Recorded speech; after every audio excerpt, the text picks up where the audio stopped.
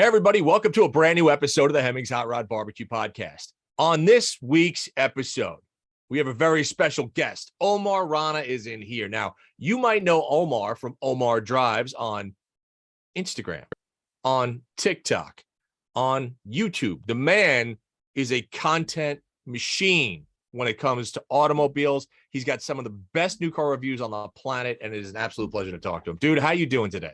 Appreciate that intro, man. You make me sound cooler than I am. Nah, dude, but you are. This is the whole thing. I mean, I think that so many people don't realize the impact that they have on the automotive community. And I think that when you do it right, it really needs to be called out, because there are so many people out there trying to put out content. And this is going to sound really crappy, but they're not very good at it. You are. Yeah, there's a lot of good content creators out there. There's a lot of good people on TikTok. I'm sure you know Forrest, who's really, really big on TikTok. He's really good at creating content. There's Miles Per Hour. There's Car Buzz. A couple of good TikTok car accounts out there that I've come across, and some of them I've collaborated with as well. So they're pretty good at what they do. Let me ask you this: how did you get into this? When did you start getting into automotive content? Did you always want to get into automotive content? How did the whole career path go down for you? For me, it started, I used to have a blog way back in the day, like when blogs were like a thing, when they were cool to have, like in early 2000s, mid 2000s. Yep. And then when it started going down, I had an offer to be bought out. And at the same time, I got approached by AutoNation and to come down there and work for them. And for some reason, I didn't want to move to Florida. I mean, I don't know if you ever wanted to move to Florida, but no, all the things you hear about Florida, you're like, that's not the first place I would go. So I kind of avoided it at first. And then a man named Famous Rhodes from AutoNation, who I would be working under, him and Ryan Porter. So they were like, he calls me up and he goes, "Hey, I'm Famous." And I'm like, "Is that really your name?" It's like, "It's Famous Rhodes." I'm like, "No way, Famous Rhodes, that's your name and you're in the automotive industry? It's great." So he was best like, name ever. Yeah. So he goes, "Let me fly you down. I'll show you where Bad Boys was filmed and everything. And, come check out Florida." So I went down, kind of liked it. Still wasn't like 100% sold, but I saw the blogging industry like kind of falling apart. So I was like, this might be a good backup. So I took the offer that I had to sell the blog, sold it, and then moved down there, worked for AutoNation for like a year and a half. Okay. And still do some stuff for them, social media stuff for them on the side. But I went down there, was their editor-in-chief, kind of helped with develop an online portal for car reviews. That's where it all came from. Beefed up their social media a little bit, worked on their Twitter, Facebook, everything. And a year and a half later, I had the opportunity to come back up north, which I missed, the Jersey, New York City area, to work on Fastlane, Daily, and Drive. So I don't know if you remember that whole crew, Derek D. Listen, I was on there. Well, I was one of the first people on Drive. In fact, I was on the first ever episode that ever aired on Drive on YouTube. Yeah, you were on there. I remember. Oh yeah, I know all those guys. That whole crew. Oh yeah. So yeah, that happened, and around that time they were in talks to get bought out by Time Magazine. So that happened, and I got offered a job at Time, and I was like, I don't want to go there. It's too corporate. Right. So I went to work in the music industry, but to keep my foot still in the automotive industry, I still had my personal profile, and I eventually changed the name of it to Omar Drives, and I kept putting content out there. I was still getting cars to review because I was still writing for AutoNation. I was still doing stuff for them. So I still get cars to review, and I started creating content. It's just like, when I was, before all this Instagram Reels and TikTok and everything got popular, I was posting vertical videos to my Instagram stories. Yeah. Like what you see my content as TikTok now used to be in Instagram stories back in the day. And how did well, let me ask you, Omar, how did you identify when these new platforms came out, right? Because obviously first it was Facebook, and then it was Instagram, and then it was, we had Twitter, and then all of a sudden it's TikTok. When you research a platform, I should say, do you research a platform? And then after you research it, you're like, all right, this is a viable medium for me to go after. And how long does that process usually take? Like what is the process there? I mean, I personally look at it this way. I just go where the attention is, right? If it's, whether I like it or not, that's where people are. right? And if I want my content to reach people, you got to be on that platform. I took a while to get on YouTube. It took me so long. I wish I got on YouTube back, early 2010s, Right. but I didn't. I just Right. avoided it. I just didn't have the time to go film a whole YouTube video Sure. because it's a lot of work. I'm sure Yep. it's a lot It of work. is. People think it's cool and it looks nice that we just drive a car and give our thoughts on it, but there's so much more involved. Yeah. And I avoided that for a while, and Instagram was the place where most of the tension was. So I started doing Instagram story vertical content, and then TikTok. I was kind of avoiding TikTok for a while because I was working in the music industry at that time. Mhm. And the music industry teaches you that TikTok is just a bunch of people dancing to songs, and there's no really space for other type of Right. content on there. During the pandemic, when that hit, I started putting stuff on TikTok, and it started doing really well. And I was like, everybody's talking about TikTok. We're on TikTok. During the pandemic, everybody was just all about TikTok. So yeah, I started putting stuff on there, and from there it kept growing. And I think now I have like 230,000 followers on TikTok. yeah. Yeah, it's going well. So Instagram kind of just grew organically over, I guess, like 3-4 years. I decided to just put up some piece of content up every day, whether it's a photo, whether it's a video. I would put up something every single day. And then I would create like engaging stuff too, like polls, and get people into like the conversation. I would ask questions rather than just put up a picture and put a caption on there. Well, that's the thing. I mean, your content goes back and forth, and it's different, which is really, and if you follow Omar, and you could follow Omar on any platform at Omar Drives, whether that's TikTok, YouTube, Instagram, Twitter. But the thing about Omar's content is that each medium is a little bit different, right? So if you go to TikTok, it's not necessarily going to be the same thing as IG. If you go to YouTube, the YouTube are long form automotive reviews that are in depth, whereby the IGs are really kind of quick and dirty that focus in on a specific feature of a vehicle.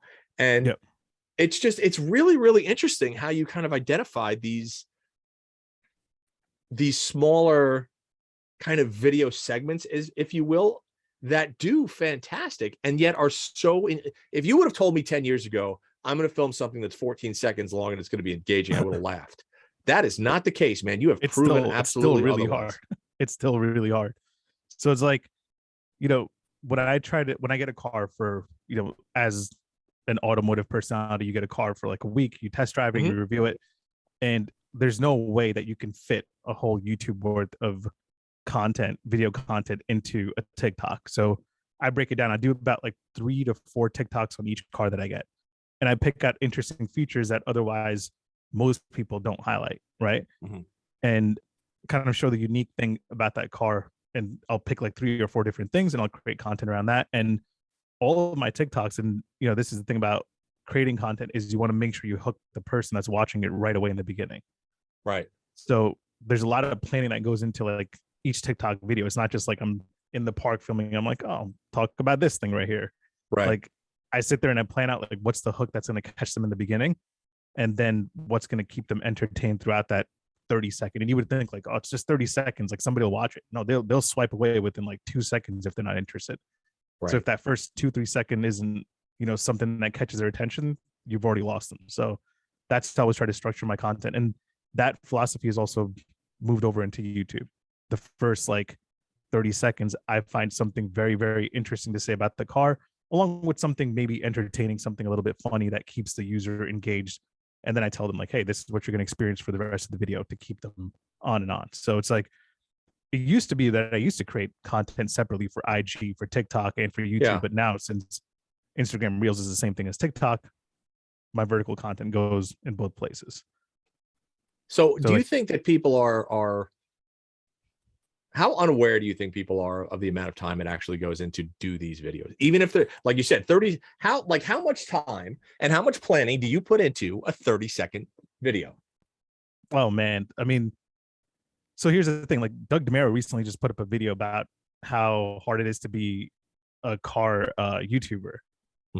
And, boohoo Doug, who has like 5 million subscribers or whatever everybody was saying. But, the things that he points out is something that he goes through at his level too, right? It's like a small creator, whether you're a small creator or a large creator, you go through the same thing. And it's one, scheduling the cars, finding the cars that will be interesting, that will That's right. get you the exposure. And two, the first thing before anything happens and what you're going to create, you research about the car, right? And I go through everything. I build out the car on the website. I go through all the options, all the features. I go to, like, if I'm getting, let's say, I have a Porsche Taycan right now, right? Mhm. So I will go and build that whole car out and see each and every feature that's available on that car, Right. and find something interesting for TikTok, and then find something that I would put in my YouTube video. So just that part alone is like, for me personally, I don't know about other content creators, that takes like 2 to 3 hours, because I really like to dig deep. I don't just like to be like, whatever the press release highlights, you could just say that, but what's the point of that? There's that Right. one unique thing, or two unique things that you can find that somebody hasn't talked about before. That's what sets you apart. Well, I absolutely agree with that. And I think that your videos do just that. They highlight these really interesting features that I think a lot of people just either fail to mention or gloss over, when in reality, they're a very, very cool and important piece of the puzzle, a piece of Yeah. the vehicle. But I also don't think people understand the amount of time it takes, right? Because what they see, right? And this goes for any YouTuber who's in the automotive space. What they see is a very well-produced, either long or short form video of somebody who's driving a car and having fun and everything else. And the fact of the matter is, people should see people having fun driving these cars, because when we do it, Yeah. it is a lot of fun. But the amount of actual time it takes is, people just don't understand. And what other people have to understand is, this is a career. This is not a hobby. People who do this No. do not just one day say, yeah, I think I'm going to create a bunch of YouTube videos and it's going to be popular. No, it takes an enormous amount of time, an enormous amount of dedication. This is a full-time gig that, if you think it's only 40 hours a week, you are out of your mind.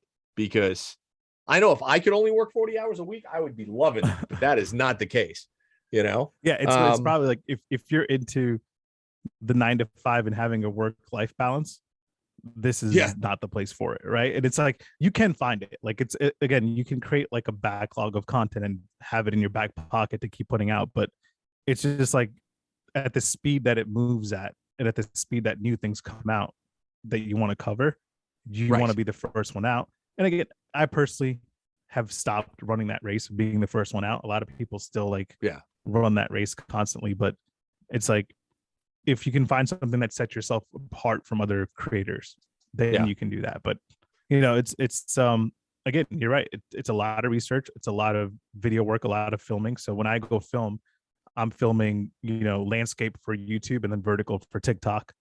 And one of the hardest things, and I don't know if you had this problem, for me, was to learn to talk and drive at the same time and look at the camera while you're doing it, and going back and forth. Like, people don't realize just how hard that one part is. Like, if I go watch my first 100 videos, I'm like so ashamed of them on YouTube. Like, they're terrible.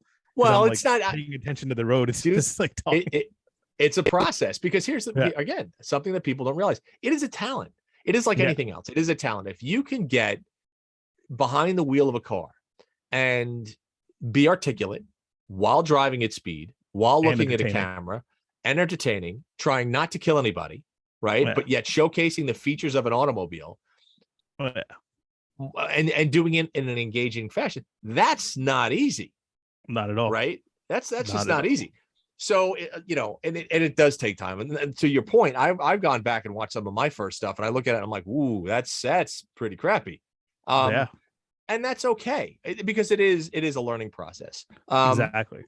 One of the questions I do have, because you review all new cars, like I generally say to old stuff, you're all new stuff. Yeah. Every manufacturer now, and I've said this before, is generally, pick a genre, making the same car. Okay. Mm-hmm. So I look at this thing like, so if you look at EVs, say we'll take an EV pickup truck. Okay. So you've got the Ford Lightning, you've got the new Silverado, you've got the Rivian, you've got, whomever else is coming out. Essentially electric pickup trucks. How do you differentiate between them when everybody is essentially making the same car to do the same thing? And that goes for either a sports car or a luxury car or anything else. Is that why you decided to pull out these really kind of key features and highlight those, as opposed to going super broad? Yeah, yes and no. But also, like, I think when you talk about EV pickups, right? They all kind of differentiate themselves one way or another. Like the Ford Lightning, in my opinion, is the most normal looking EV Mhm. pickup out there. You have the Hummer Right. EV, which is heavy and Yeah. massive and like a tech house, right? The Right. Rivian R1T, it's kind of like they're promoting like an active outdoor lifestyle rather than the commercial working pickup truck buyer. They're Yep. promoting, hey, go camp for the weekend in your Rivian, you know? I think each of them do try to differentiate with the different lifestyles that they're going after. But when it comes to me for my content creation, yeah, I mean, like the specs and, it has two motors and, it can tow this much. It can, has this much torque. It can accelerate from 0 to 60 this fast, blah, blah. Like all Yeah. that stuff is like, again, common press release jargon and information that you can find on the website. So that's what I'll do is to find something that's really, really unique about the car. Right. Like I had the Ford F-150 Lightning, and the frunk on that thing is massive, but everybody knows that it has a frunk. Most EVs have a frunk, but this frunk can do a lot more. It has power outlets, it has a hidden storage, it has Yeah. a section underneath where you can use it as a cooler, throw ice in there and keep your drinks cold, so you have like a front gate party instead of a tailgate party. Yeah, but yeah, So it's that's like cool. you dig around, you find those cool, unique things to talk about. Okay. So, and which you've obviously done and done it very, very well. Then there Yeah. are some other cars, right? And one that I want to touch on is the that 2023 Corolla GR, right? Which is the So little just drove it last week. yeah, the like Yeah, Corolla super hot hatch, right? yeah, So do you see cars like this? Like when manufacturers come out with cars like this, it's always some type of statement, right? It's like, this is what we're yeah. doing. We're such into this, boom, boom. And they kind of rubber stamp these things. And, Ford did it with the Fiesta or the Focus RS. Um, Yep. I look at the GR Corolla and I'm like, well, it's just kind of a Focus RS with a different badge on it. Is that true? Or would that be So you're oversimplifying it? really not into new cars at all. Like I they mean, don't excite you so in any way at all. there's very, very few things that excite me in the automotive world. And I know that's kind of a crappy thing to say. Yeah. But I think I drive cars differently than most people. Like my newest car is 20 years old and I own Okay. 7 cars, right? Um, Either I want something that's based around performance, right? That I can use for different reasons, right? I don't think there's a one size fits all. I think Right. that every time I go into the garage and look at something, I go, this is there for this purpose. This is there for that purpose. This Each one car does has a that better purpose. than they all Yeah. have a purpose. When I look at something like the GR, I go, what is its purpose? Is it just What's to the be a hot purpose? hatch, go to the Yeah. racetrack? And it's not a daily driver. It's got to be too harsh to be a daily driver. It's not big Yeah. enough to total all your stuff. So like, what is your take on cars like that? So with the GR Corolla, I think it's Toyota has been missing from the sports car segment for quite And a while, right? don't mean to stop you. Explain what the GR Corolla is for those that don't know. So the GR Corolla is basically a performance version of the Corolla. It's an all-wheel drive 1.6 liter 3-cylinder turbo engine, and it kind of competes with the Honda Civic Type R, the Volkswagen Golf R, all compact, kind of affordable performance hot hatchbacks or compact cars. Okay. But yeah, it's the fastest Corolla that you can get. But yeah, I think the purpose of that was basically that they were missing from the sports car world for so long. They weren't involved in any Even with kind the of Supra? with Supra. Like, was also recent too. It wasn't Yeah. anything. It was missing for a while, and I think Akio Toyoda, who himself, the head of Toyota, is so into racing. He actually races. He's one of the Okay. few CEOs out there that actually competes in races. So he's like, he wants the brand to do something exciting, do something fun, and create Right. fun cars. And they did the Supra, which is, yes, technically a BMW M2, and but then they came out with the GR Corolla. They do have a GR Yaris, which is another compact hatchback in Europe, which has been there Yeah. for I think a few years now.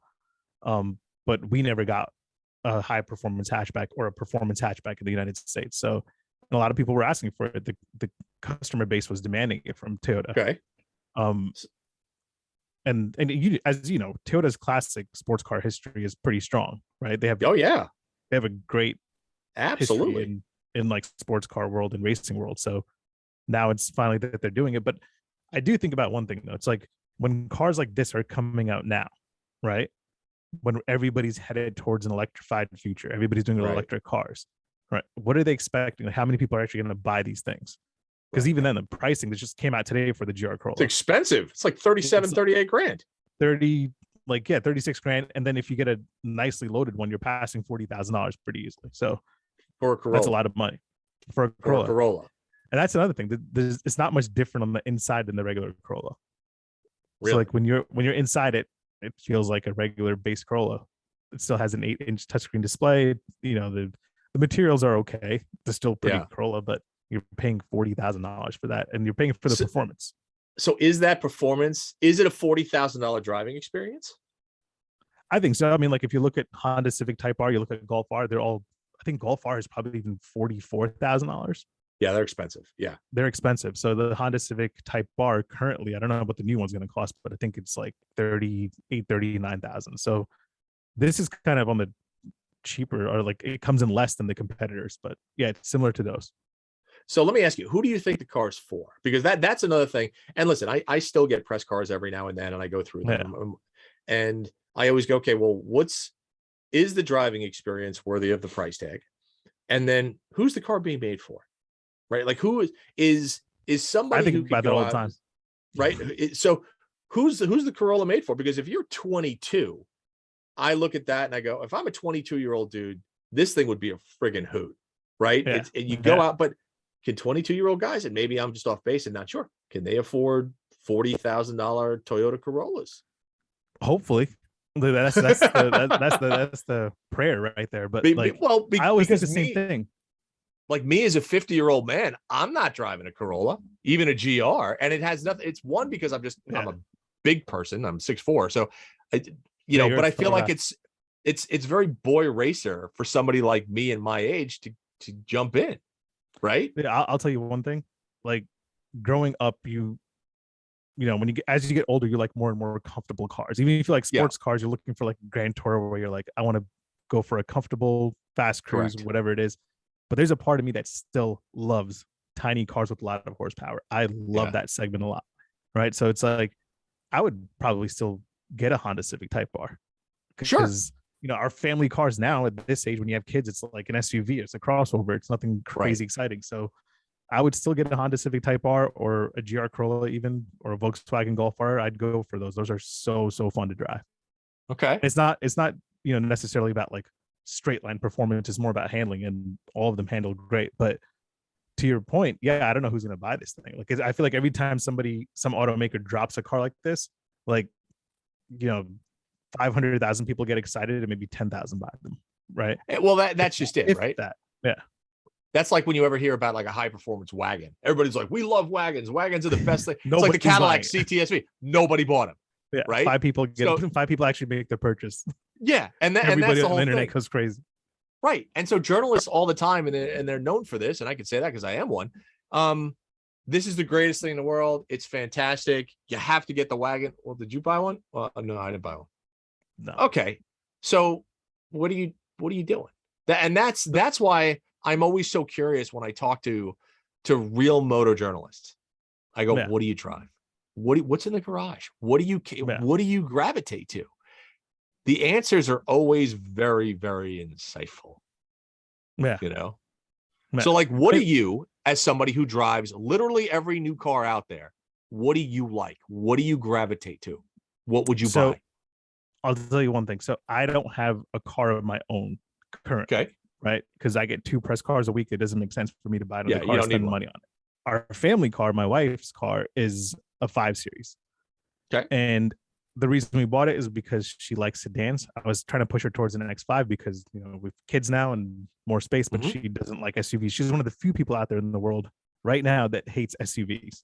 Good for her. I like that about her, right? So it's like, she's like, I still want a sedan. It just feels better to drive. I'm like, I get it. I totally agree. Good.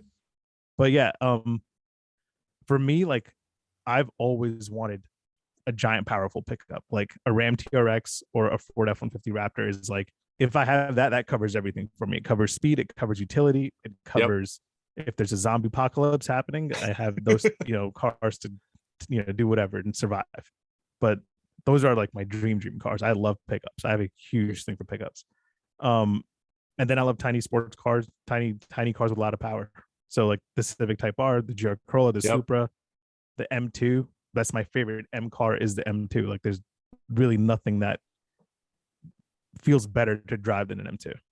Okay. Yeah, In no, that and I do agree with that. I have a buddy that has an M2 CS, Yeah. and Oh, that thing, and I drove that, and I was just like, whoa, okay. And it's on the fun. performance side, they are unbelievable. And I will Yeah. absolutely agree with you. The whole small car fast, and you know, it's very interesting. Over the last, I want to say 10 years. I'm going to say 5 years. Last 5 years, the two cars that have made one of the biggest impressions on me were the two of the cheapest cars you could buy. And it goes right back to what you said. One was a base model, I think it was 2019 or 2018. It was a base model Golf, Volkswagen Golf. Yeah. It 5-speed or 6-speed manual, little pizza cutter tires on it. But man, you could just ring it out in every single gear. Yeah. The other one, and this is before the Corolla was, or before it was a Scion IM as opposed to when Toyota actually, you know, dissolved Scion and then went. Mhm. But it was I think it was a Scion IM, little hatchback, same as the Corolla is now. Yeah. But a manual. It couldn't get out of its own way. But my God, Yeah. everywhere you went, it was to 7,000 RPM at redline. Yeah. And it was hilarious. Yeah, no, definitely. That's the thing. Like, I think Jason Camisa, he also has he drives all those amazing cars on the Haggerty channel, makes beautiful videos, but his Instagram, he's always talking about his electric Golf. I love He's it. like, I love He this thing. loves I that. love this thing. It's the best car in the world. Yeah. Similar to that, I had a Mercedes AMG GT63 4-door for a week. At the same time, I had a Honda Civic Si with the manual transmission. Oh, that's great. Right. And I found myself driving the Civic Si more than I was driving that around because it was just so much more fun. And all my friends were really like, oh, well, why would you even drive this? Like, why would you not drive the AMG over that? It's such a nicer car. It's more luxurious. It's more expensive. I'm like, it doesn't matter. The feeling that I get from the Si and it's not a fast car. It's like 200 horsepower, but the fun of shifting and handling just feels a lot better. Okay. So with that said, it doesn't matter, luxury or not. The car, I always say one thing in all my reviews on YouTube is that driving a car isn't about numbers. It isn't about if it's a luxury car or not. It's the overall experience that you have when you're in the car. Whether you want comfort, whether you want utility, or you want something that handles good or is fast, it's the feeling and experience that you want as a driver. Don't just go after the brand name or the price tag or anything like that. So do you think the newer cars are losing some of that? Do you think because they're, for the most part, they've lost that analogness? Like I would assume that the Corolla, and I haven't driven it yet, feels pretty analog. I'm sure it's a pretty raw little sports car.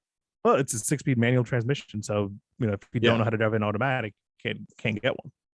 And there's so few manuals out there now. I know. Well, so do you think they're going to be? I mean, do you think it is like a? Because I look at the prices of Focus RSs right now, and they kind of petered off. You know what I mean? They're not worth it. And that to me was like a flash in the pan car. Everybody was like, I'm going to get a Focus RS. And then they got it. Yeah.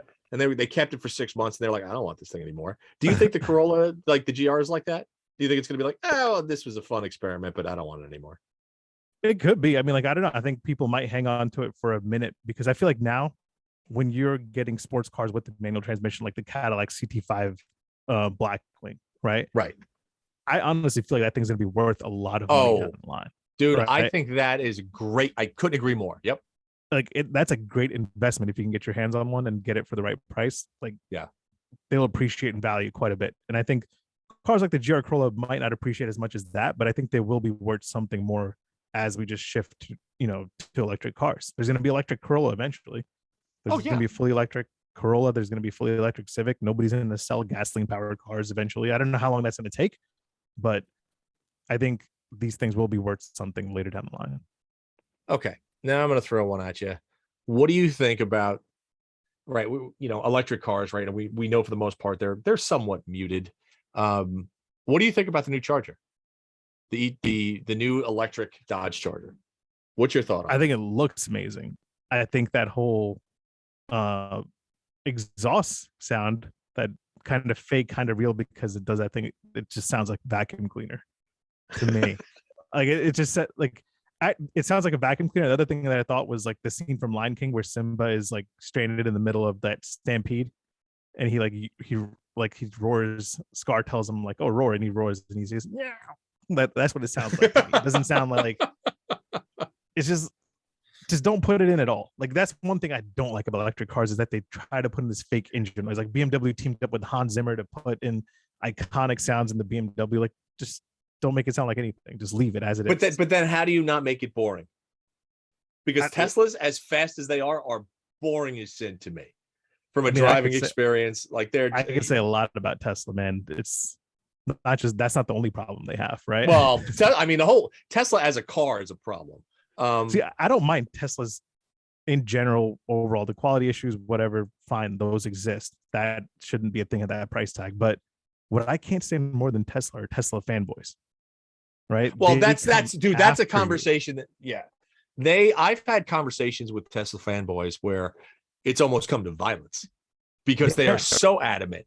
And you're just like, guys, just stop drinking the goddamn Kool-Aid. Like, they're just so crazy about it, man. They're so like, crazy. And they justify it. They say like, oh yeah, it's the door's falling apart, but it's okay because Tesla's not a car company. They're a tech company. I'm like, it's garbage. Okay, next time you buy an iPhone, let it just fall apart.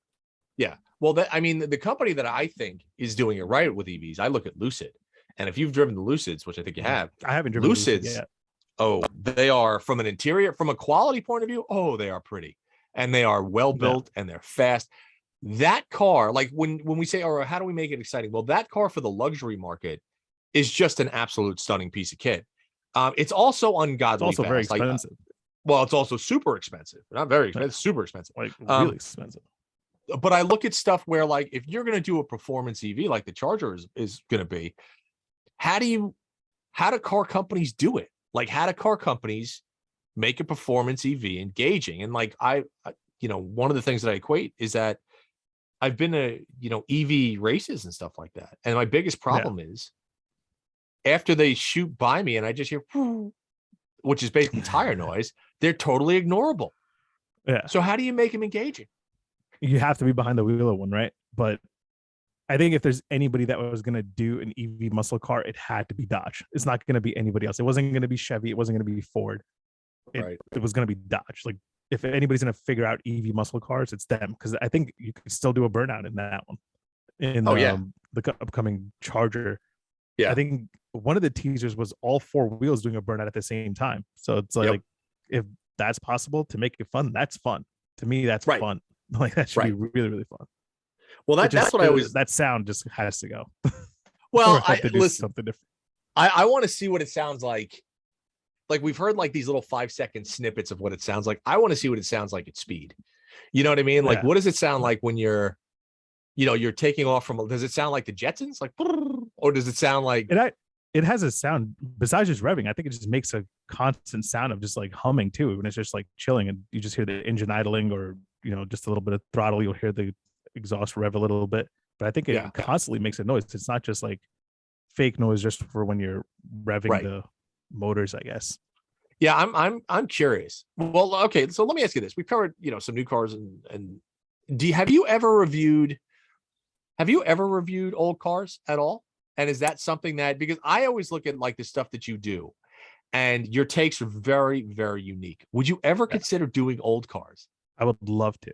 Would you really? I would love to. I don't know much about classic cars, but I just love that whole scene. I love that whole culture. So I would love to review classic cars. So how do you? I think it'd be. How would you do it? To do. Because I review. I review classic cars. I want to know how you would review a classic car because I want to see that happen.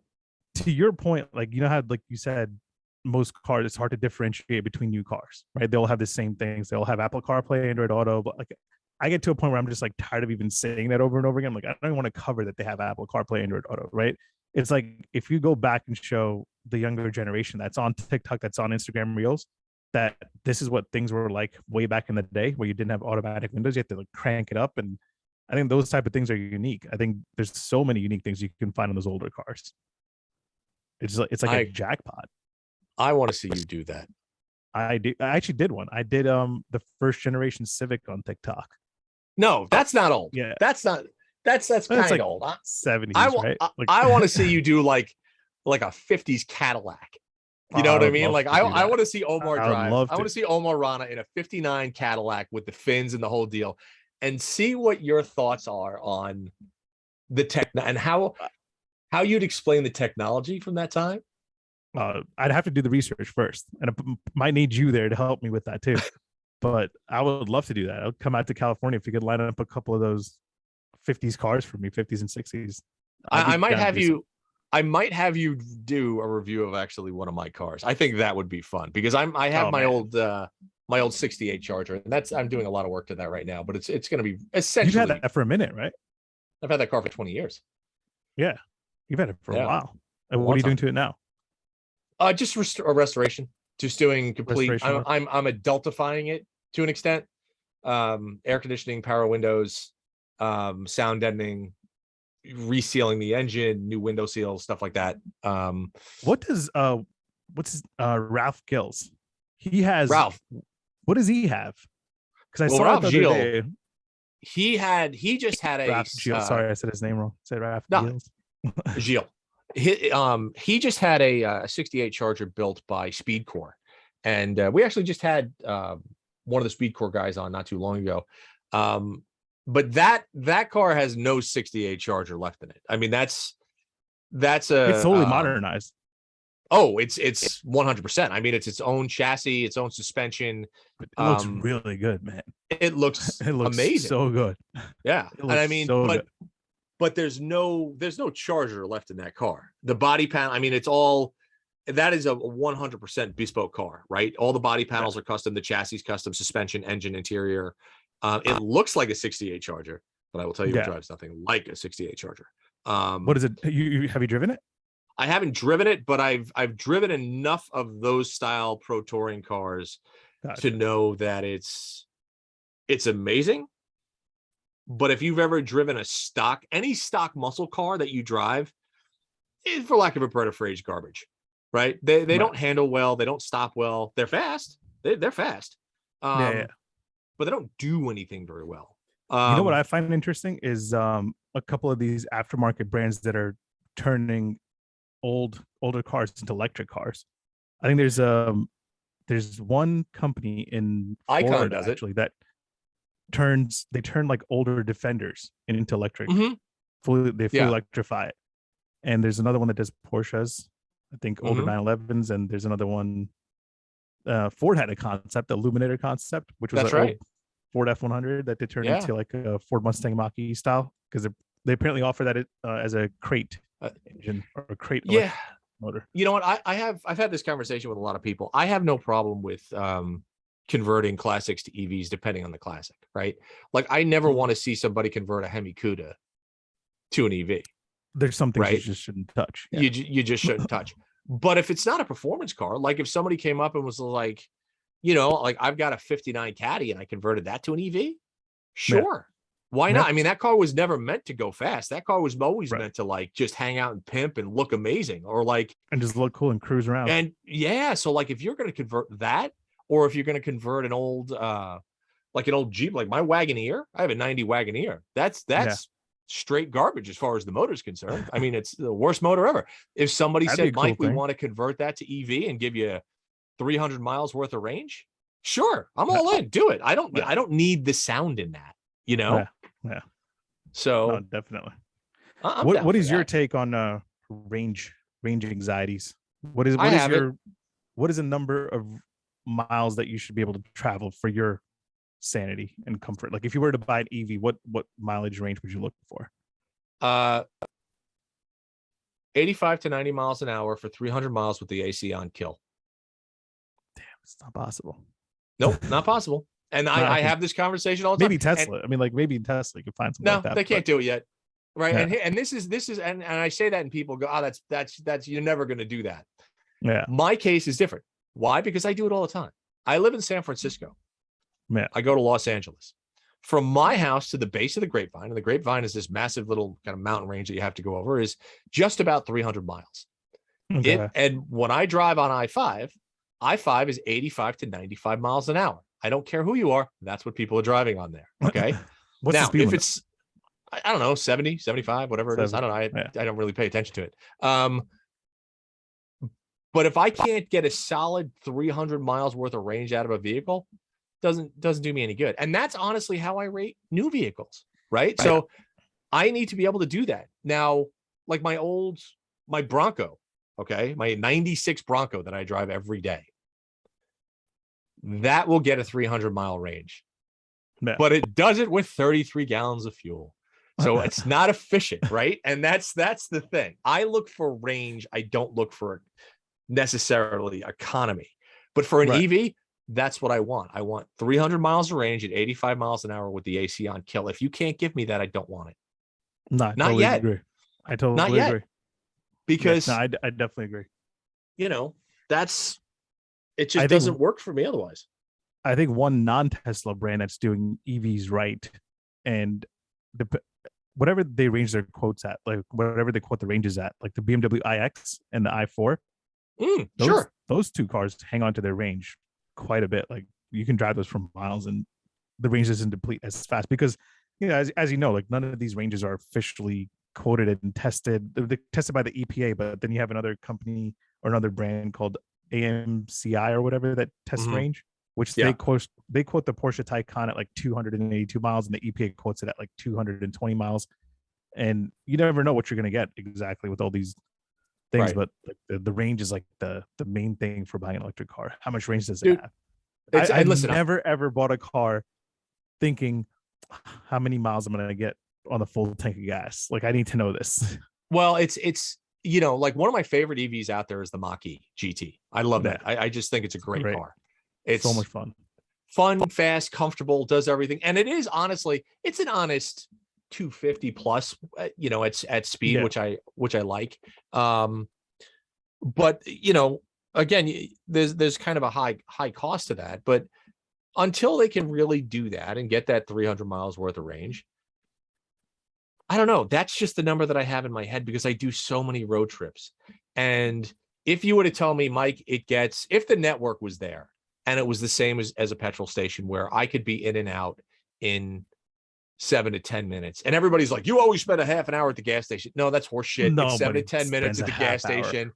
5 minutes, you go in. Especially not in Jersey where we don't pump our own gas. No, and that's the whole thing, right? You're in and out. So if you tell me, Mike, you know what? I can get you 300 miles worth of range in 10 minutes. I'm in. And I've got charging networks the same as gas stations. I'm in. That is not here. That will not be here for at least 15 years. Okay. It's going to take a while. No, I've heard some horror stories coming out of the West Coast about charging stations. I personally haven't had any negative experience here in the East Coast, well, at least where I live.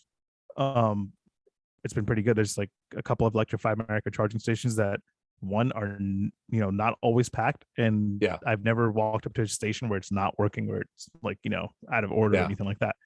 So I've had good experience there. I think Hyundai and Kia and Genesis are doing really good with EVs. Oh, I love the Ioniq 5. The fastest charging EVs are so fast when it comes to charging. Like you can spend, I think I was charging the EV6. I did it for about like, I think 17 minutes, and I got up to 80% charge from, I think I was at like 25 or 30%. Yeah, up to 80% that quick. It was really quick. Yeah. And they also have Genesis has the G80 electrified. I don't know if you've seen that, which is like a regular G80. It looks like a regular G80, but it's just electric, which I love. Like there's this thing about EVs where they have to look futuristic and, you know, unique and ugly. Like most of them look ugly, but the G80 electrified is a regular G80 converted into an electric car. Oh, that's cool. Okay. It's very simple, and it actually is the fastest G80 that you can get, and it gets close to like 300 miles. I think it's like 290 something. But, and I listen, I think for the majority of the people that don't road trip, it's fine, right? You're going to get because most people will not drive 300 miles in a day, blah, blah, blah, blah. I listen, I have no problem. I would buy an electric car tomorrow if I had the need for one. But I don't. And if I did buy one, I definitely would not have one as my only car. I'm just not there. Exactly. It'll always be the secondary for me. It'll always be the secondary. Always secondary car. I'll give you another perfect example. In California today, it's hot, like 114 degrees, stupid hot. Jeez. They've already issued warnings. Do not charge your car. Do not put your air conditioner on because if the Really? grid's going to go down. So like, and it What? might seem like, inconsequential, but you know what? Okay. Like, I don't want to, I don't know, stuff like Wait, they say that. don't even go to charging stations, or just don't plug it in at your house? Well, they're saying conserve electricity and don't like try not to put your air conditioning on, try not to charge your car, because of Wow. the max output that the power grid in the state is giving right now. One of California's many issues.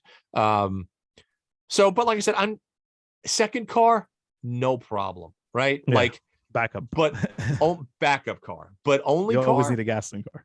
Always in a gasoline car. So, well, dude, we're actually coming up on an hour, that's a Yeah, man. fast hour. So let me ask you, what are you working on right now? And more importantly, where should everybody go? We've already said some addresses, but give them to everybody again. And how do they contact you if they want, I don't know, ask you questions, just pick your brain? Because like I said, you're one of the most knowledgeable guys out there that creates some of the best content out there. And I think people should have access. Appreciate that. So I mean, like, Omar Drives on all channels: TikTok, YouTube, and Instagram. Omar Drives. If you want to email me, omardrivesofficial@gmail.com. And if you want to call me, I'm not giving out my phone number. Don't do that. But No, of course not. But yeah, just DM me. I try my hardest to reply to like DMs and comments. Like, I'm always in there replying and talking back, because one of the things that I always say is like, it's not just like, I just don't want people to follow me just so I can see that number go up. I want people to engage and have a conversation. And I always try to jump in and have that conversation with them. And that's why I try to make a lot of my captions a question, which forces people to start a conversation, So it's like, I want it to be a car community, people that enjoy cars, rather than just, hey, look, I made this video, enjoy it, and give me like 1 million views. It's like, that doesn't do anything for me. Like, I want to be involved in a conversation about cars. So that's what I try to aim for. Well, that's another reason that everybody needs to go out there and follow Omar at Omar Drives. Like, I reply, and I get all those messages saying like, oh my God, you actually replied to me. I'm like, dude, I'm nobody, dude. Like, calm down. Well, I mean, don't. So here's the thing, and we'll kind of close on this. Don't think that, because the content you're putting out right there is some of the best on the internet right now. And it's clean, it's concise, it's entertaining. You have a very unique way of reviewing a car that I think most people will really appreciate. And they'll learn about it. It's fun, it's educating. It's good content, dude. Good content is just good content. Let me ask you one thing. Who's your favorite YouTube channel before you guys go? Don't say me. Say, like, who do you like actually sit there and watch? Because I know a lot of car people that are in the industry don't watch as many channels as everybody thinks we do. But who's your favorite? Probably Camisa. Camisa. I like what he's doing with Haggerty is amazing. Like, those, it just, I mean, and well, they're next level, but I also know Jason really well. Jason's stuff is just good. I think my two favorites, I'll throw it out to Jason. His production quality, his knowledge is just fantastic. I mean, he does a deep dive like no one else. But I got to be honest, I also love Farah's stuff. His one takes with him and Zach, Zach Clapman. Farah's been doing it for 1 million years. But Matt has a style that's all his own. That's just, it's clean, it's concise, and there's no bullshit with Matt, which I absolutely just love. If Matt doesn't like something, Matt will be like, oh, this is a piece of crap. Why'd they do this? He has no problem calling things out the way that he sees it. And I love the honesty behind it. I think it is one of the most sincere guys when it comes to reviewing cars, because you're never going to hear any bullshit. You're just going to hear the facts. And I like that. Right. Yeah. I'm a huge fan of right now Jason Camisa, Haggerty. They're doing great with those videos. And Throttle House. I really that's killing it. That's a great point. Throttle House I love the Throttle House drag races. They are they're killing it, man. They're so good. I'm so happy that they're around, like they kind of push me to be better. They push me to be more entertaining in my videos, because I get into that same, robotic sense sometimes where I'm just like, all right, here's the facts, and here's the cool thing, blah. To be entertaining, to find that unique thing, to have fun with it.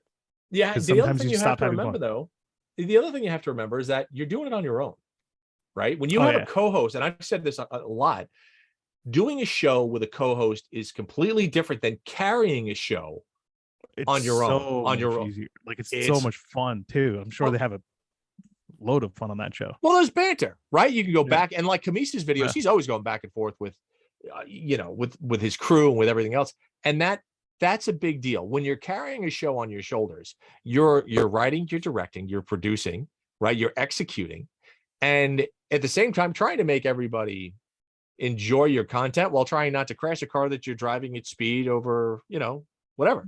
So it's difficult. So I applaud any content creator that's out there that's doing it on their own. But when you see the guys like Throttle House and Farah and Zach and Kamisa, these guys kind of take it to another level that's absolutely spectacular.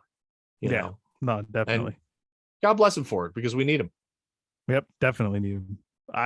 Those are like the two channels that I'm crazy about right now, that I stop everything and I watch their videos when they come out.